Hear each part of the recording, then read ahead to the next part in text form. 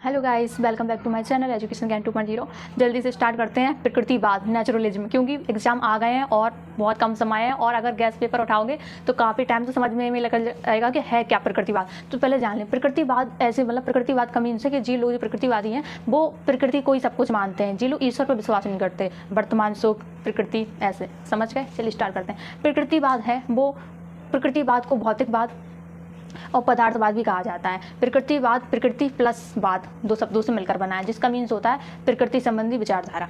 ठीक है। प्रकृतिवाद जो होते हैं वो प्रकृति को मूल तत्व मानते हैं। इस दर्शन के अनुसार मतलब उनकी धर्म के अनुसार, उनकी बातों के अनुसार, तो दर्शन मीन्स आप समझे हो गए हो आयु।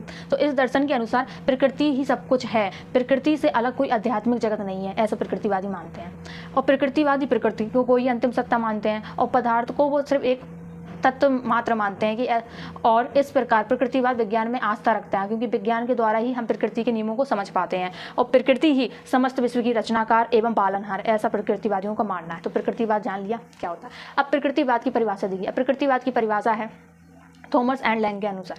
थॉमस एंड लैंग कहते हैं कि प्रकृतिवाद आदर्शवाद के विपरीत है, क्योंकि आदर्शवाद तो ईश्वर में विश्वास रखते हैं और प्रकृतिवादी तो प्रकृति के लिए सब कुछ है, प्रकृति सत्ता है। तो थॉमस एंड लैंग के अनुसार वो कहते हैं कि प्रकृतिवाद है वो आध्यात्मिक के विपरीत है। ठीक है, आध्यात्मिक के विपरीत है और यह मन को प्रकृति के अधीन मानता है और यह विश्वास करता है कि भौतिक जगत ही सत्य है, आध्यात्मिक नहीं। मतलब जो दिख रहा है भौतिक वही सत्य है, आध्यात्मिक नहीं। ईश्वर विश्वास नहीं करते। थॉमस एंड लैंग के अनुसार अकॉर्डिंग आ गया आपको समझ में। मतलब प्रकृति है जो प्रकृतिवाद आध्यात्मिक जगत के विपरीत है। ठीक है। और प्रकृतिवाद और जे थॉमस एंड लैंग मन को ही प्रकृति के अधीन मानते हैं और ये भौतिक जगत को ही सत्य मानते, ना कि आध्यात्मिक जगत को। ठीक है। अब जेम्स वार्ड के अनुसार प्रकृतिवाद वह विचारधारा है जो प्रकृति को ईश्वर से अलग करती है। बात वही है, बस घुमा घुमा के कह रहे हैं साइंटिस्ट लोग, मतलब समझ गए ना विद्वान लोग। प्रकृतिवाद जी क्या ईश्वर के विपरीत मानती है, अध्यात्म विपरीत। देखो हो गया। प्रकृतिवाद वह विचारधारा है जो प्रकृति को ईश्वर से अलग करती है और आत्मा को पदार्थ के अधीन मानती है और वह अपरिवर्तनशील नियमों को सर्वोच्च मानती है। हो गई। तो हमने परिभाषा किसकी देखी? हमने परिभाषा देखी जेम्स वार्ड और लिंग के अनुसार और थॉमस एंड लिंग के अनुसार, जेम्स वार्ड के अनुसार। और प्रकृतिवाद के जो समर्थक थे वो भी लिख लीजिए, अच्छे नंबर थोड़ी मिल जाएंगे। प्रकृतिवाद के समर्थक अरस्तु, रूसो, कांट, हांसले। ठीक है। अब हम जानेंगे प्रकृतिवाद के शिक्षण के उद्देश्य। तो प्रकृतिवाद की शिक्षा के उद्देश्य हैं तो वो निम्न प्रकार हैं। जीवन संघर्ष के योग बनाना, जैसे उनके काम वैसे ही उनके नाम। मतलब जैसे उनको प्रकृतिवाद तो जान लिया कि आध्यात्मिक जगत विश्वास नहीं है, भौतिक जगत को ही सत्य मानते हैं, प्रकृति को ही सत्य मानते हैं, प्रकृति को ही अंतिम सत्ता मानते हैं और वही उनके विद्वानों ने भी बताया। और प्रकृतिवाद को भौतिकवाद भी कहा जाता है, प्रकृति संबंधी विचारधारा भी इसका मीन्स होता है। और प्रकृतिवाद की परिभाषा आपने जानी लिंग और थॉमस एंड लिंग के अनुसार और जेम्स वार्ड के अनुसार, उनके समर्थक रूसो जी सब। ठीक है। अब हम जानेंगे शिक्षा के उद्देश्य। तो प्रकृतिवाद जो शिक्षा के उद्देश्य होते हैं उनका पहला है कि जीवन संघर्ष के योग्य बनाना, दूसरा व्यक्तित्व स्वतंत्रता का विकास, तीसरा वर्तमान सुख की सुरक्षा, चौथा वर्तमान में अनुकूल बने रहने की क्षमता का विकास। तो हम पहले तो जीवन संघर्ष के योग बनाना। अब जीवन संघर्ष के योग बनाना आप ना प्रकृतिवाद को रियलिटी में लेके चलिए, रियलिटी को ढालते हुए। अगर आप रियलिटी में ढालते हुए चलेंगे तो आपको सब अच्छे से याद भी हो जाएगा और आप लिख भी पाएंगे परीक्षा में। तो अब जीवन संघर्ष के योग बनाना, अब डेफिनेशन की हेडिंग मतलब हेडिंग ये बोल रही है शिक्षा के उद्देश्य जीवन संघर्ष के योग बनाना मीन्स कि प्रकृतिवादी प्राणी शास्त्री डार्विनवाद जी का नाम तो सुना ही होगा। तो प्रसिद्ध प्राणी शास्त्री डार्विन का अनुसार, डार्विन का विचार है कि संसार में प्रत्येक प्राणी को अपने आप को बनाए रखने के लिए परिस्थितियों के अकॉर्डिंग संघर्ष करना पड़ता है। ठीक है, करना ही पड़ता है, आपको भी करना पड़ा होगा करते हैं ना। ठीक है। तो जीवन संघर्ष के योग बनाना, तो डार्विनवाद वो कहते हैं प्रत्येक व्यक्ति को अपने आप को परिस्थिति के अनुकूल बनाने के लिए संघर्ष करना पड़ता है। अर्थात जो प्राणी अपने आप को वातावरण के अकॉर्डिंग ढाल लेते हैं वो संघर्ष में विजयी हो जाते हैं और अर्थात वो संसार में अपना जीवन यापन कर पाते हैं। इस सिद्धांत को डार्विन के शब्दों में युगतम की जीत का सिद्धांत भी कहा जाता है। डार्विन और अन्य नेचुरलिज्म यानी प्रकृतिवादियों का के अकॉर्डिंग शिक्षा का उद्देश्य मनुष्य की ऐसी योग्यता का विकसित कर देना से है जिससे वह अपने अस्तित्व को बनाए रखने के लिए बना सकें और कंडीशन के हिसाब से, वातावरण के हिसाब से सामंजस्य स्थापित कर सकें और वो अपना जीवन व्यतीत कर पाएं। ठीक है। जीवन संघर्ष के योग बनाना हो गया। अब देखो व्यक्तित्व का स्वतंत्रता विकास। प्रकृतिवाद की एक शिक्षा का मुख्य उद्देश्य है कि देखिए रूसो, पेस्टोलॉजी सबके प्रकृतिवाद के जितनी भी चिंतन प्रकृतिवादी हैं तो उनका सबका नाम उल्लेखनीय है और उनके अकॉर्डिंग बालक में जो निहित जन्मजात शक्तियाँ हैं जो उसमें पहले ही से रहती हैं तो उनका स्वतंत्र विकास करने की सहायता करने से है। ठीक।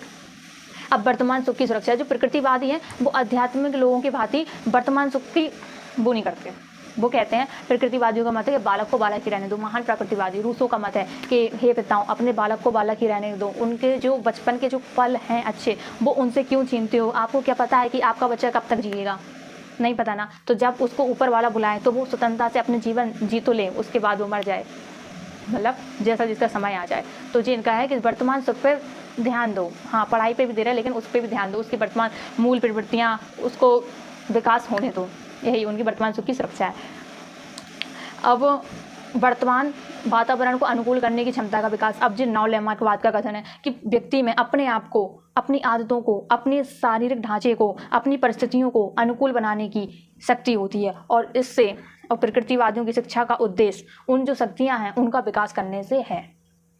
ठीक है, ध्यान बात एक ही पॉइंट पे घूमती रहती है प्रकृतिवाद में, चाहे प्रकृतिवाद हो, आध्यात्मिकवाद हो, प्रयोजनवाद हो, तीनों अलग अलग है, लेकिन सबका कॉन्सेप्ट एक ही रहता है कि प्रकृति पे विश्वास। प्रकृति पे विश्वास जैसे मॉडर्न ह्यूमन भी कह सकते हैं कि कुछ लोगों को जिनको अध्यात्म में विश्वास नहीं रहता, तो वो अपने वर्तमान सुख की करते हैं, जीवन को संघर्ष के योग बनाते हैं कि हाँ पढ़ लिख जाए तो अच्छा जीवन व्यतीत करेंगे, परिस्थितियों के अनुकूल डाल लेते हैं, उसकी क्षमता का विकास, व्यक्तित्व स्वतंत्रता का विकास, उसकी व्यक्ति स्वतंत्रता का विकास, ये सब। शिक्षा का उद्देश्य बालक को प्रकृति में जीवन व्यतीत करने हेतु तैयार करना, ये भी इसका उद्देश्य है। और प्रकृतिवादियों की शिक्षा का उद्देश्य है जीवन संघर्ष के योग बनाना, क्योंकि अगर आप संघर्ष करेंगे तभी आप आगे बढ़ पाएंगे, बिना संघर्ष के कौन आगे बढ़ पाएगा बताओ?